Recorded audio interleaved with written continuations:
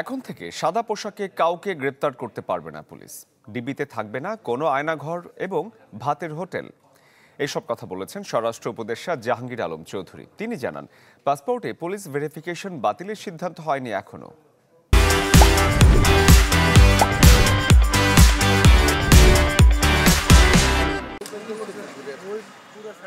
রাজধানীর মিন্টু রোডে ঢাকা মহানগর গোয়েন্দা কার্যালয় পরিদর্শনে যান স্বরাষ্ট্র উপদেষ্টা।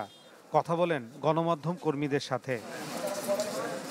উপদেষ্টা জানান, সাদা পোশাকে আর কাউকে গ্রেপ্তার করতে পারবে না গোয়েন্দা পুলিশ। আহ্বান জানান দুর্নীতির বিরুদ্ধে সাংবাদিকদের বলিষ্ঠ ভূমিকা রাখার। আয়নাঘর বলতে কোনো কিছু থাকবে না, এখানে কোনো ভাতের হোটেলও থাকবে না। আর প্লাস এই ডিবিদের ক্ষেত্রে এইও বলা হয়েছে যে এরা সিভিল ড্রেসে কাউরে অ্যারেস্টও করবে না, তাদের জ্যাকেট অবশ্যই পরিধান করতে হবে, তাদের আইডি কার্ড শো করতে হবে। এর আগে তিনি যান আগারগাঁওয়ে পাসপোর্ট অধিদপ্তরে। বলেন, পাসপোর্টে পুলিশ ভেরিফিকেশন বাতিলের সিদ্ধান্ত হয়নি এখনো।